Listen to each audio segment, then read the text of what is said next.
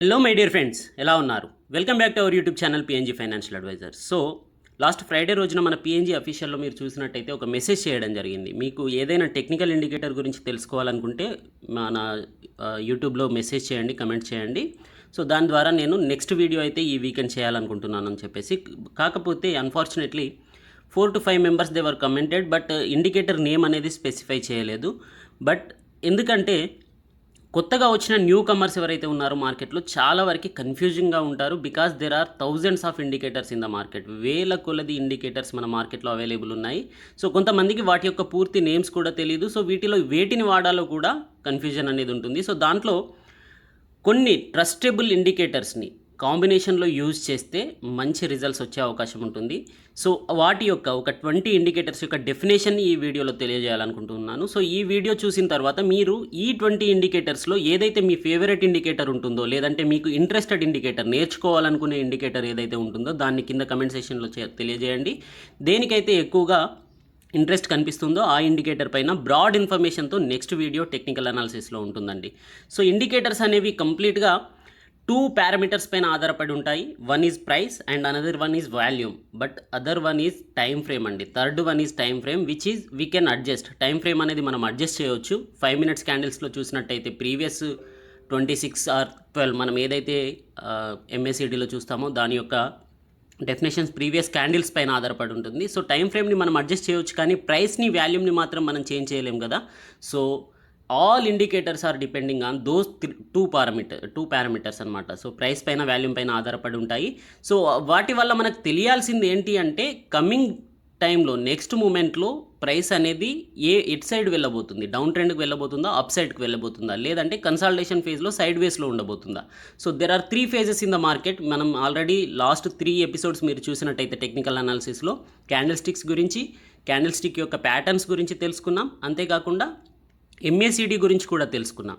So last month అయితే, మార్చ్లో అయితే ఈవెన్ సిపిఆర్ పివోట్ పాయింట్స్ గురించి కూడా డిస్కస్ చేయడం జరిగింది. సో కమింగ్ డేస్లో వీటి గురించి ఇంకా బ్రాడర్ ఇన్ఫర్మేషన్స్తో వీడియోస్ వస్తాయి. సో మనకి ఈ 3 phases అక్యుములేషన్ ఫేజ్ ఏంటి, మార్కప్ ఫేజ్ ఏంటి, డిస్ట్రిబ్యూషన్ ఫేజ్ ఏంటి అనేది తెలిసినట్టయితే కనుక మనం కరెక్ట్ టైంలో స్వింగ్ ట్రేడర్స్ అయినా కానీ, పొజిషనల్ ట్రేడర్స్ అయినా కానీ, ఈవెన్ దో ఇంట్రాడే ట్రేడర్స్ అయినా కానీ మంచి సిగ్నల్స్ని గెట్ చేయడానికి ఏదైతే కాంబినేషన్స్ ఉంటాయో 2 or 3 ఇండికేటర్స్ యొక్క కాంబినేషన్స్తో మంచి బెటర్ రిజల్ట్స్ వస్తుందో వాటిని గురించి కమింగ్ వీడియోస్లో డిస్కస్ చేద్దాం. సో ఫస్ట్ ఆఫ్ ఆల్ వీటి యొక్క డెఫినేషన్ చూసేటప్పుడు moving averages are most important అండి. మూవింగ్ యావరేజెస్లో మనం అన్నీ చూస్తాము, 20, 50 days, 100 days మూవింగ్ యావరేజెస్. కాకపోతే వీటిలో 3 types ఆఫ్ మూవింగ్ యావరేజెస్ ఉంటాయి: simple and exponential and weighted moving average అని చెప్పేసి. సో వీటి మధ్యలో డిఫరెన్స్ ఉంటుంది. క్లోజింగ్ ప్రైస్ పైన కాకుండా టోటల్ ఓవరాల్ చాలా స్మూతీగా ఉండాలనుకుంటే ఎక్స్పోనెన్షియల్ మూవింగ్ యావరేజ్. సో వాటి యొక్క డీటెయిల్స్ చూద్దాం.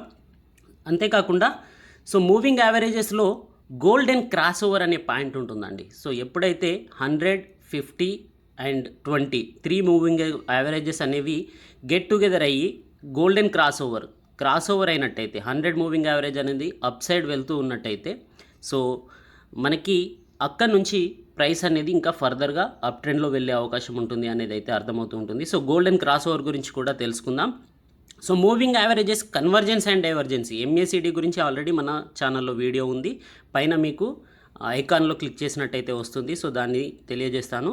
సో ఎంఏసిడి అనేది ఏంటి అంటే 26 పీరియడ్ మూవింగ్ యావరేజ్ ఏదైతే ఉందో, ఎక్స్పోనెన్షియల్ మూవింగ్ యావరేజ్ని 12 మూవింగ్ యావరేజ్ని తీసేసినట్టయితే 26 candles, even if you selected 1 hour candles అయితే ప్రీవియస్ 26 1 hour క్యాండిల్స్లో నుంచి 12 క్యాండిల్స్ యొక్క ఈఎంఈని డిస్కౌంట్ చేసేసి ఏదైతే బేస్ ప్రైస్ ఉంటుందో దాన్ని సిగ్నల్ లైన్ 9 periods యొక్క, ప్రీవియస్ 9 periods యొక్క ఎక్స్పోనెన్షియల్ మూవింగ్ యావరేజెస్తో మనకి చూపిస్తూ ఉంటుంది. Once 9 exponential moving averages previous period యొక్క 9 మూమెంట్ ఏదైతే క్రాస్ ఓవర్ చేస్తుందో ఎంఏసిడి లైన్ని, సిగ్నల్ లైన్ ఎప్పుడైతే ఎంఏసిడి లైన్ని క్రాస్ ఓవర్ చేస్తుందో, సో అక్కడ నుంచి మనకి ట్రెండ్ అనేది రివర్స్ అయ్యే ఛాన్సెస్ ఉంటుంది అనేది అయితే అర్థమవుతూ ఉంటుంది. Even it is in down trend, it can go to the up, and up trend ఉన్న స్టాక్ అయితే డౌన్ ట్రెండ్లో వెళ్ళే ఛాన్సెస్ ఉంటుంది అనేది. So MACD also important. ఎంఏసిడిలో 0 యొక్క వర్త్ ఏంటి అనేది కూడా మనం నెక్స్ట్ వీడియోస్లో చూద్దాం. సో ఆర్ఎస్ఐ అనేది చాలా famous indicator, relative strength indicator. But ఇది ఏంటి అంటే కేవలం ప్రైస్ను మాత్రమే బేస్ చేసుకుంటుంది. దీంట్లో ఎటువంటి వాల్యూమ్ పైన ఆధారపడదన్నమాట. సో దీంట్లో మనకి 0 to 100 పాయింట్స్ ఉంటాయి. ఎప్పుడైతే 70 ఎబో వెళ్ళిందో స్టాక్ యొక్క ప్రైస్ అనేది ఓవర్ బాట్ జోన్లో ఉంది అని అర్థం చేసుకోవచ్చు. 30 కంటే బిలో ఉన్నప్పుడు మనం we will consider it as a over sold zone. So చాలామంది లాంగ్ టర్మ్ ఇన్వెస్ట్మెంట్ చేసేవారు ఎవరైతే ఉంటారో వాళ్ళు ఆర్ఎస్ఐని 30 కంటే బిలో వచ్చేంత వరకు వెయిట్ చేస్తారనమాట on weekly candle stick patterns. So CCI అనేది ఛానల్ కమోడిటీ ఇండెక్స్ అండి. సో సిసిఐ అనేది కూడా కరెంట్ ప్రైస్ నుంచి హిస్టారికల్ ప్రైసెస్ పైన డిఫరెన్స్ ఏది ఉందో అనేది మనకు చూపిస్తూ ఉంటుంది. దీంట్లో రీడింగ్ అనేది 100 +100 నుంచి -100 మధ్యలో ఉంటుంది. సో దీంట్లో +100 వరకు వెళ్ళేటట్టయితే 0 నుంచి +100 సైడ్ వెళ్తూ ఉన్నట్టయితే మనం బుల్లిష్ సైడ్ ఉంటుంది అని చెప్పేసి అర్థం చేసుకోవచ్చు. -100 సైడ్ వెళ్తూ ఉన్నట్టయితే దాన్ని బేరిష్ సైడ్ ఉండే స్టాక్ అని అర్థం చేసుకోవచ్చు. స్టొకాస్టిక్ ఇండికేటర్ అనేది మనం వాల్యూమ్ అండ్ ప్రైస్ బేస్ చేసుకొని క్లోజింగ్ ప్రైసెస్ని బేస్ చేసుకొని మనకి ఇండికేషన్ ఇస్తూ ఉంటుంది రెఫర్. దీంట్లో కూడా 0 to 100 ఉంటాయి పాయింట్స్ అనేవి. సో 0 to 100 ఏదైతే మనకి స్ట్రైక్ ప్రైసెస్ ఉంటాయో 70 ఎబోవ్ వెళ్ళినప్పుడు same over bat zone RSI లాగే, 30 కంటే బిలో వెళ్ళినప్పుడు ఓవర్ సోల్డ్ జోన్లో మనం అర్థం చేసుకోవచ్చు. సో బొలింజర్ బ్యాండ్స్ అనేది చాలా ఇంపార్టెంట్, నాకు ఫేవరెట్ అండి. లాంగ్ టర్మ్ అండ్ పొజిషనల్ ట్రేడర్స్కి అయితే నేను బొలింజర్ బ్యాండ్స్ని యూజ్ చేయొచ్చు అని చెప్పగలను.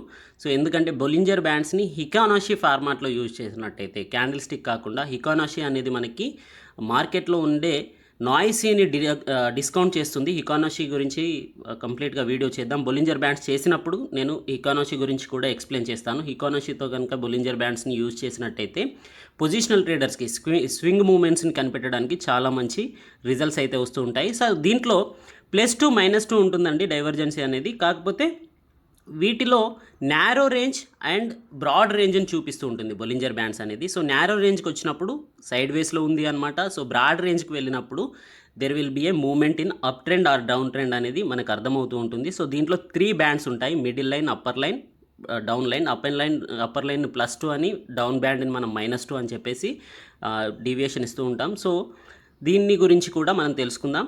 The 7th one is super trend. Super trend అనేది యావరేజ్ ట్రూ రేంజ్ పైన ఆధారపడి ఉంటుంది.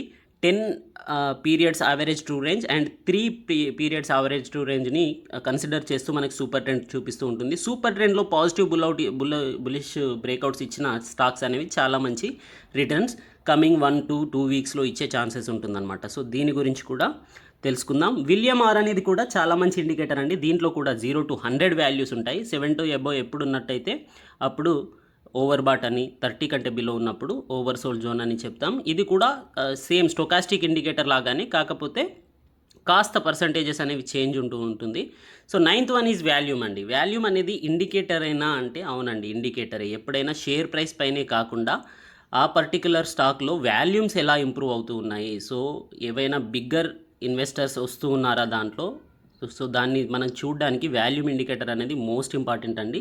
సో వాల్యూమ్ బ్రేక్అవుట్ ఇచ్చి స్టాక్ ప్రైస్ కూడా బ్రేక్అవుట్ ఇచ్చింది అంటే కనుక మంచి మార్కప్ జోన్కి స్టాక్ అనేది వెళ్ళబోతుందని అర్థం చేసుకోవచ్చు.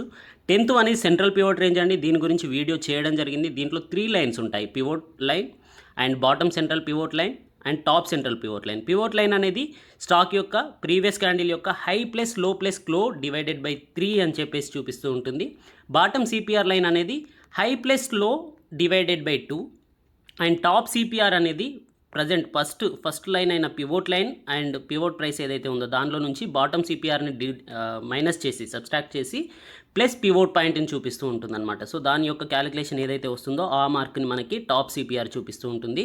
So CPR lines are most important అండి. సిపిఆర్లో చాలా వరకు అక్యురసీ ఉంటుంది అని చెప్పేసి నేనైతే బిలీవ్ చేస్తూ ఉన్నాను. సో డోన్ చైన్ అనేది 11th వన్ అండి.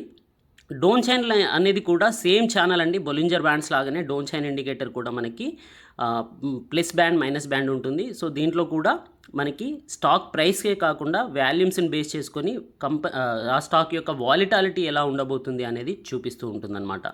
సో మూవింగ్ యావరేజెస్లో ఎక్స్పోనెన్షియల్ మూవింగ్ యావరేజ్ అనేది most important. Simple moving average కంటే కూడా ఈఎంఎస్ని మనం ఎక్కువగా కన్సిడర్ చేస్తాం కాబట్టి ఎక్స్పోనెన్షియల్ మూవింగ్ యావరేజెస్ని ఎక్కడ యూజ్ చేయాలి, ఎలా యూజ్ చేయాలనేది చూద్దాం. So 13th one is open interest అండి. ఇది కాస్త ఓన్లీ ఎఫ్ఎన్ఓ ట్రేడర్స్కి యూజ్ అయ్యే ఇండికేటర్ అనమాట. సో ఓపెన్ ఇంట్రెస్ట్ని ఎలా స్టడీ చేయాలి, సో కమింగ్ డేస్లో సో ఈ రోజు ఓపెన్ ఇంట్రెస్ట్ ఎక్కడ పెరిగింది, ఎక్కడ కాల్ రైటర్స్ అనేవారు యాక్టివ్గా ఉన్నారు, సో అది రెసిస్టెన్స్ పాయింట్గా ఉండబోతుంది అనమాట. ఇఫ్ ఇట్ ఈ stock price down side, call writers are higher amount there, అంటే డౌన్ సైడ్ ప్రైస్ దగ్గర, స్ట్రైక్ ప్రైస్ దగ్గర ఓపెన్ ఇంట్రెస్ట్ ఎక్కువగా ఉన్నట్టయితే అది సపోర్ట్ జోన్గా, అప్ సైడ్ స్ట్రైక్ ప్రైస్ దగ్గర ఓపెన్ ఇంట్రెస్ట్ ఎక్కువగా ఉన్నట్టయితే అది రెసిస్టెన్స్ జోన్గా ఉంటుంది. ఎందుకు అంటే అక్కడ ఎవరైతే కాల్ రైటర్స్ ఉన్నారో ఆ ప్రైస్ని బ్రేక్ చేయగానే they are going to unwind their positions. So ఇమీడియట్గా స్టాక్ యొక్క ప్రైస్ అనేది అయితే, ఈవెన్ స్టాక్ ఆర్ ఇండెక్స్ వాటి యొక్క ప్రైస్ అనేది అయితే ఆపోజిట్ డైరెక్షన్లో వెళ్ళబోతుంది కాబట్టి, so that is the most important అనమాట. సో ఓపెన్ ఇంట్రెస్ట్ని ఎలా స్టడీ చేయాలనేది కూడా కంప్లీట్ వీడియో దీనిపైన చేద్దాం. సో వీవ్యాప్ అనేది అన్నింటికంటే ముఖ్యమైనది ఇంట్రాడే ట్రేడర్స్కి.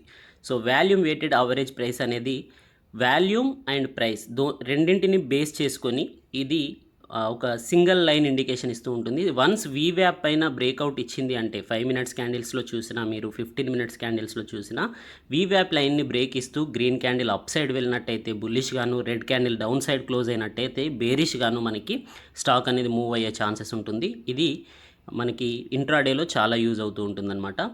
సో ఫిబొనాచి రీట్రేస్మెంట్ అనేది ఒక 4 ట్రెండ్ లైన్స్ని, 0 అంటే 5 అనుకోండి, 5 లైన్స్ని చూపిస్తూ ఉంటుంది 0 వాల్యూ నుంచి 100 వాల్యూ మధ్యలో. సో 23.6%, 38.2%, 61.8% అండ్ 78.6%లో మనకి ఆ స్టాక్ యొక్క మూమెంట్ ఏదైతే స్మాలర్ పీరియడ్కి ఆర్ లాంగర్ పీరియడ్కి, మీరు మంత్లీ క్యాండిల్స్ చూసినట్టయితే మల్టీ ఇయర్ బ్రేక్అవుట్స్ ఏదైతే కనిపించాయో వాటిలో కూడా మనకి ఈ లైన్స్లో అబ్జర్వ్ చేసినట్టయితే specific point of the percentage దగ్గర రెసిస్టెన్స్ ఆర్ సపోర్ట్ జోన్ అనేది కనిపిస్తూ ఉంటుంది. అక్కడ స్టాక్ అనేది తన యొక్క ట్రెండ్ను మార్చుకుంటూ కనిపిస్తూ ఉంటుంది. సో అది మనం ఫిబొనాచి రీట్రేస్మెంట్లో చూద్దాం. ఫిబొనాచి రీట్రేస్మెంట్ చాలా బ్రాడర్ సబ్జెక్ట్. సో దీంట్లో మంచి అవగాహన ఉన్నట్టయితే, దీన్ని కంప్లీట్గా అర్థం చేసుకొని మనం పొజిషనల్ ట్రేడర్స్ అంటే స్వింగ్ ట్రేడర్స్ తీసుకున్నట్టయితే కనుక మనకి మంచి రిజల్ట్స్ వచ్చే ఛాన్సెస్ ఉంటుంది. సో ఏడిఎక్స్ అనేది యావరేజ్ డైరెక్షనల్ ఇండెక్స్ అండి. సో దీంట్లో పాజిటివ్ డైవర్జెన్సీ డైరెక్టరల్ ఇండికేటర్ ఉంటుంది, నెగటివ్ డైరెక్టర్ ఇండికేటర్ ఉంటుంది. సో ఏ డైరెక్షన్లో స్టాక్ అనేది వెళ్ళబోతుంది అనేది మనకి ఏడిఎక్స్ చూపిస్తూ ఉంది. సో దీంట్లో డైవర్జెన్సీని మనం యూజ్ చేసినట్టయితే స్టాక్ యొక్క ట్రెండ్ అనేది ఎలా ఉంటుంది, హయ్యర్ ట్రెండ్లో వెళ్ళినప్పుడు ఏడిఎక్స్ని యూజ్ చేస్తే మనకి మంచి రిజల్ట్స్ వచ్చే ఛాన్సెస్ ఉంటుంది. సో ఓబీవీ అనేది sometimes it can give A negative అంటే ఫాల్స్ సిగ్నల్స్ కూడా ఇచ్చే ఛాన్సెస్ ఉంటుంది.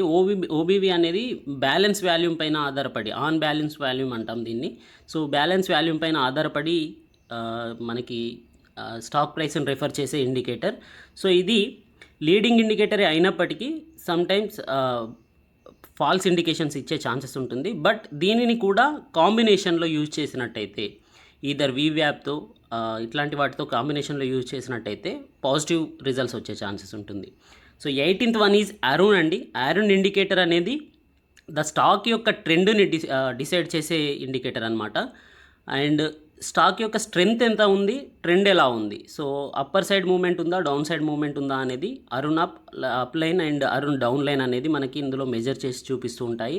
ఈ అరుణ్ ఇండికేటర్ అనేది కూడా చాలా మంచి ఇండికేటర్. దీన్ని మీరు స్ట్రీక్లో చూసినట్టయితే కూడా దీంట్లో చాలా అంటే ఎవరైతే ఆటోమేటెడ్ ట్రేడింగ్ చేస్తూ ఉంటారో వాళ్ళకి సిగ్నల్స్ ఇస్తూ ఉండే సాఫ్ట్వేర్ కూడా మనకి streak.comలో చూడొచ్చు అరుణ్ ఇండికేటర్ పైన.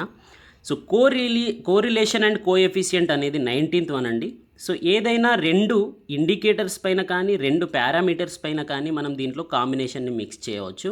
సో దాని యొక్క కాంబినేషన్తో ఇది రిజల్ట్స్ అనేది ప్రొడ్యూస్ చేస్తూ ఉంటుంది. So the last one is money flow index అండి. మనీ ఫ్లో ఇండెక్స్లో కూడా మనకి ఆస్కిలేటర్స్ ఉంటాయి 0 to 100. సో ఇది కూడా ఆర్ఎస్ఐ లాగే పనిచేస్తూ ఉంటుంది. బట్ ప్రైస్తో పాటుగా ఆర్ఎస్ఐ కేవలం ప్రైస్ పైన డిపెండ్ అయినట్టయితే ఇది వాల్యూమ్స్ పైన కూడా డిపెండ్ అవుతూ ఉంటుందన్నమాట. సో మనీ ఫ్లో ఇండెక్స్ అనేది. సో దీస్ ఆర్ ద 20 అండి. ఇందులో ఎంఏసిటీ గురించి మనం ప్రీవియస్ వీడియో చేసాం, సిపిఆర్ గురించి కూడా ప్రీవియస్ వీడియో చేసాం. సో మిగిలిన వాటి గురించి రెగ్యులర్గా అంటే వీక్లీ అట్లీస్ట్ 1 వీడియో చేయాలనుకుంటూ ఉన్నాను. సో మీకు దీంట్లో ఫేవరెట్ ఇండికేటర్ ఏది అనేది తెలియజేసినట్టయితే దాని గురించి మనం లైవ్ అంటే